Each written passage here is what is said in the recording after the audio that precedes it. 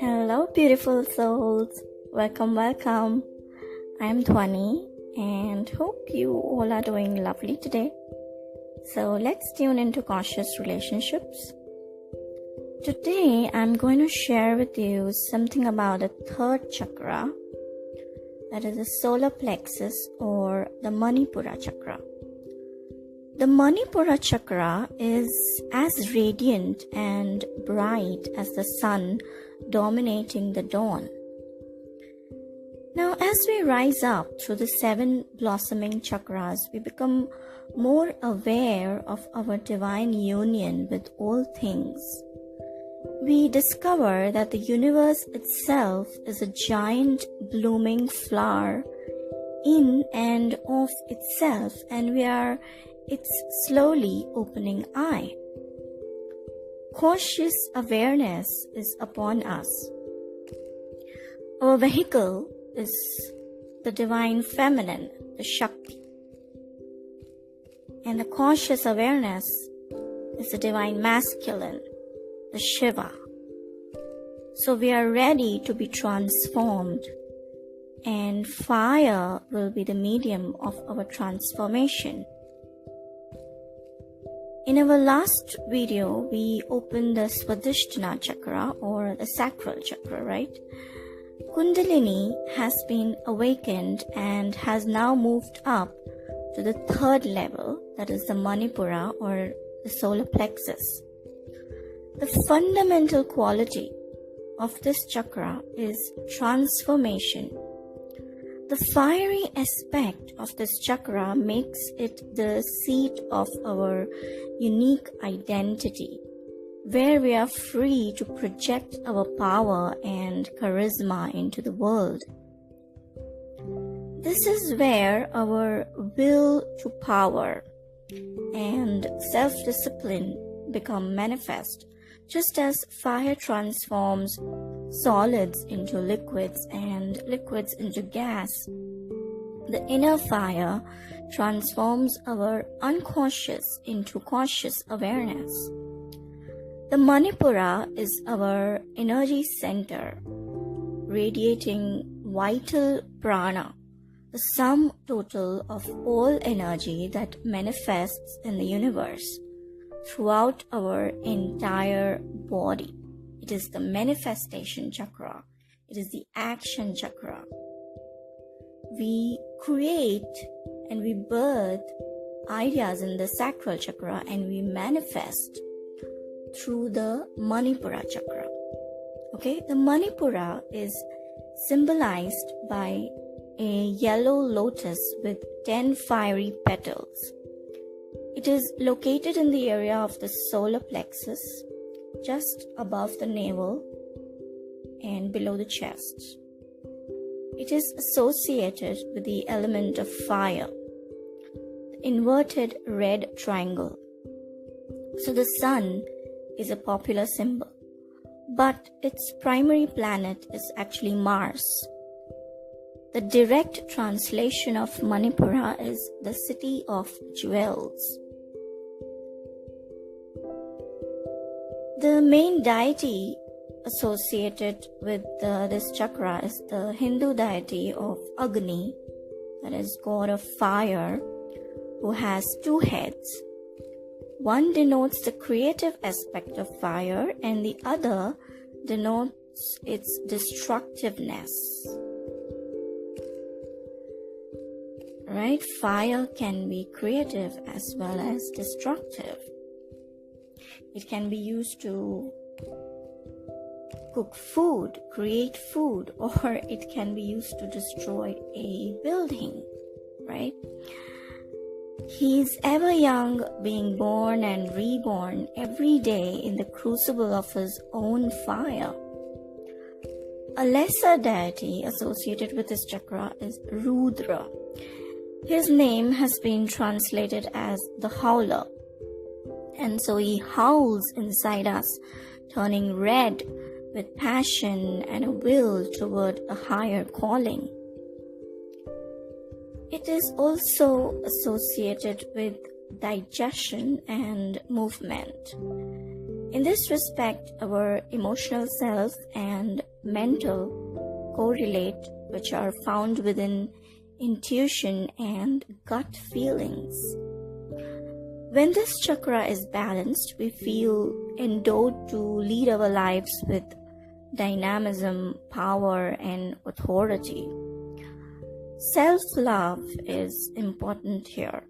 When in tune and balanced, our solar plexus puts the ego mind or our small mind in check, and then the big mind or the higher mind is free to engage and feel the cosmic threads that bind and connect all things, boost self-esteem, respect for others, calmness, and initiative.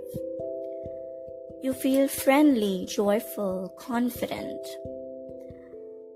By meditating on this chakra, one is set to attain the prana or the energy to create or destroy the world. It is such a huge energy. In this respect, an overactive solar plexus chakra can lead to arrogance, conceit, self-centeredness. And if this happens, we run the risk of becoming power-hungry, one-right-way egotists. When this chakra is underactive or blocked, we tend to feel unworthy and have a low self-esteem. Our emotional state is one of depression and anxiety. We tend to be doubtful and mistrusting toward others.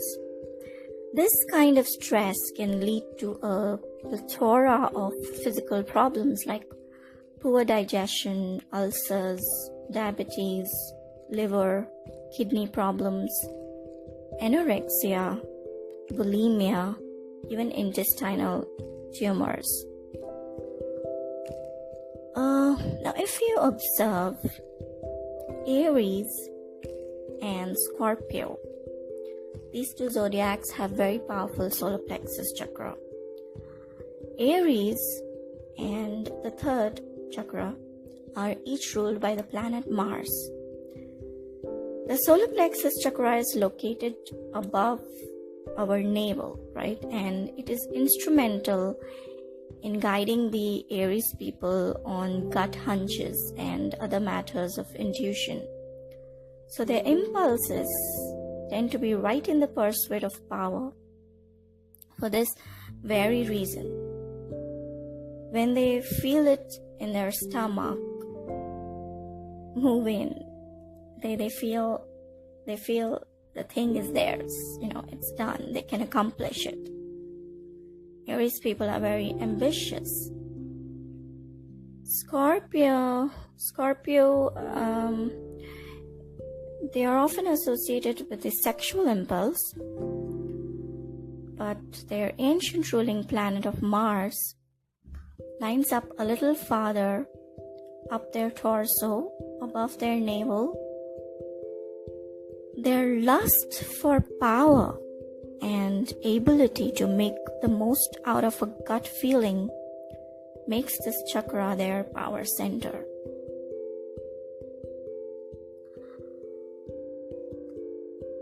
Now, this chakra represents expansive consciousness, the will of power, passionate consciousness, or dynamism, okay? So in the psychic level, it controls our will, our ego, our individuality, our expansiveness, self-control, and practical intelligence. On the physical level, it coordinates the digestive processes and the activity of the organs in the abdomen. So if there are any energetical disturbances, that that person will strongly struggle for personal power and the recognition of one's own rights, even at the expense of other people's well-being. Self-centered people, right? The characteristic element associated is the subtle energies of fire, and the sense organ associated is the eyes, and the sense is the sight.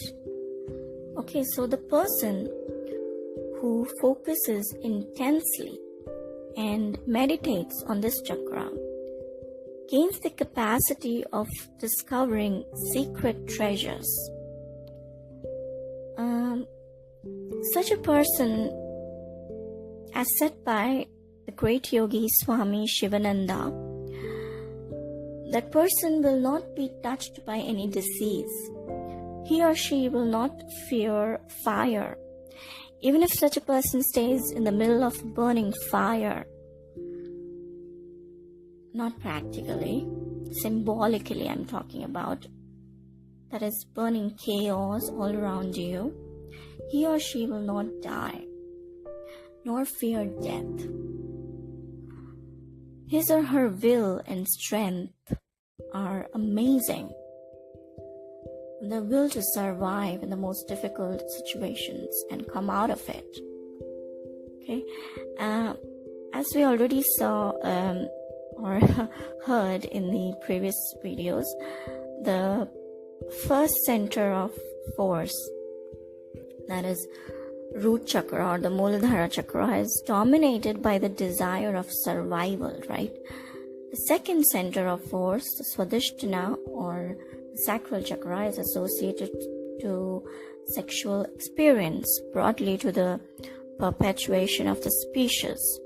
Now, the third center of force, our solar plexus, our Manipura chakra, is associated to the individual's behavior, which will allow him to solve his personal needs like clothing, shelter, food. That is developing his own personality. The main idea corresponding to this third chakra is respect yourself. The energies manifested at this level are oriented towards a better understanding of our own individuality and our own characteristic manner of manifestation. In our journey, what is our greatest challenge? Can you think of it? The greatest challenge we face is ourself, myself, oneself. On the path of spiritual perfection or journey, we are compelled to face all kinds of problems that we need to face daily under circumstances that are meant to unveil our inner strength or weakness. So the main lesson on the third level is to create a powerful individuality of an identity separated from the group, not hiding behind the group, coming forward. This third center is the magnetic core of the personality. It is related to the subtle energy of fire, and when the inner fire is harmonious, balanced, it favors the development of some qualities such as self-confidence, perfect health, dynamism, spirit of adventure, willpower, correct assimilation of the food, a high energetic level, the capacity of working long without getting tired. When Manipura chakra is activated, the person acquires the capacity of being effortlessly spontaneous, very dynamic, like the Aries, capable of leading impressive groups of people. Now, if the subtle fire is disturbed, feelings of irascibility or short-temperedness, impulsiveness, and conflicts may arise, leading to the preoccupation of controlling and dominating other people. It's the wrong way of leading people, right?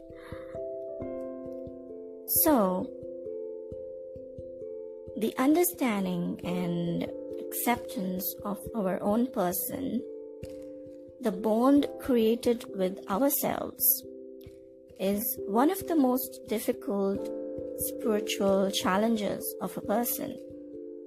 Usually, we direct the power of decision to the hands of someone powerful, someone above us, who we think is someone above us, whom we let to make our choices. So our lesson is to learn to accept ourselves as we are and to make the most appropriate decisions for ourselves. With each choice we make, we acquire a better control on ourselves, and our self-confidence and self-esteem enhances. We have to learn to choose. We have to learn to trust.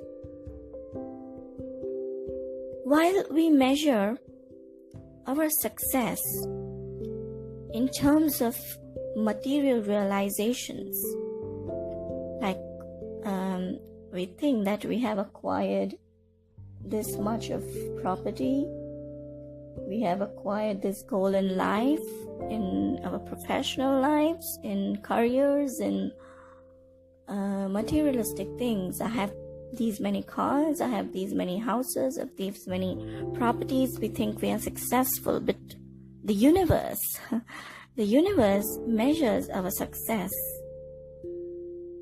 in the term of our learning from life.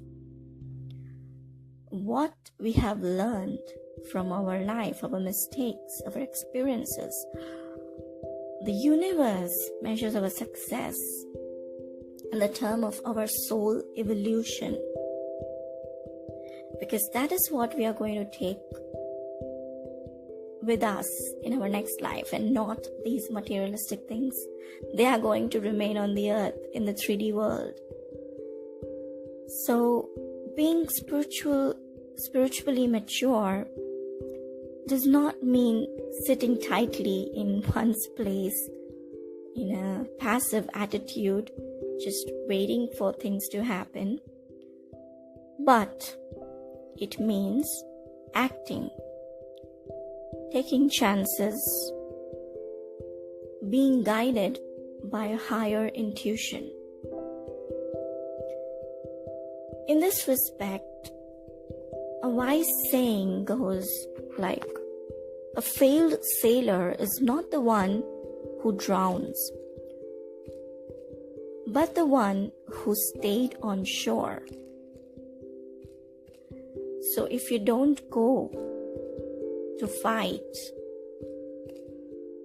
then you are actually a failure, and you are not a failure if you go and fight and you die, right? At least you tried.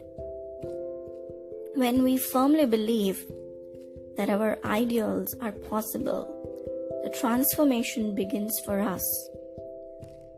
Developing self-esteem requires often an act of inner revolution, when we begin to separate ourselves from the mentality of the group, and we begin to establish our own sense of self-security.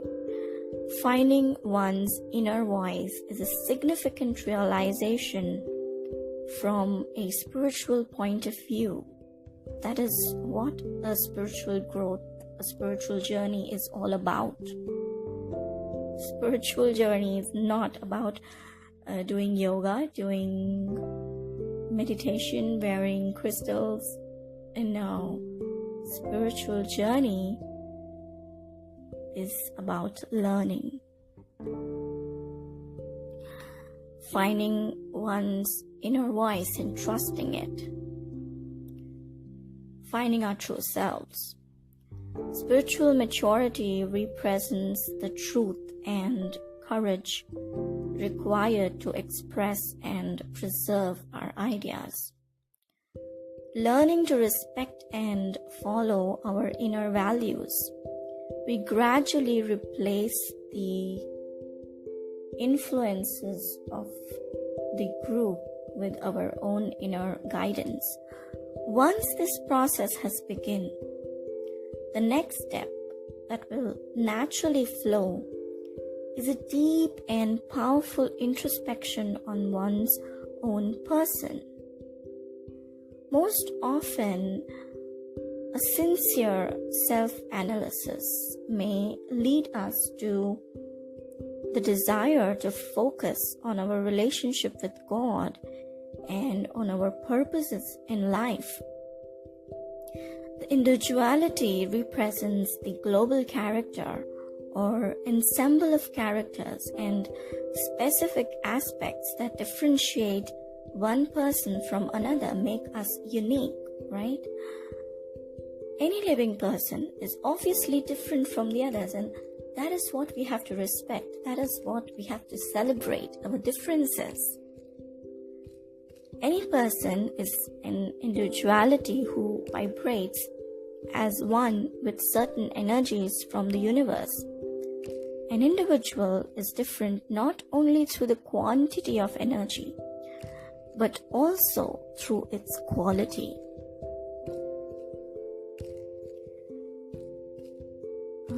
Well, that was all I wanted to share for today. So stay tuned till my next video. It's going to be about the blockages of the solar plexus chakra. The purpose is to share and spread love. God bless you in a beautiful journey of life, and thank you so much for listening. Have a good time. Bye-bye.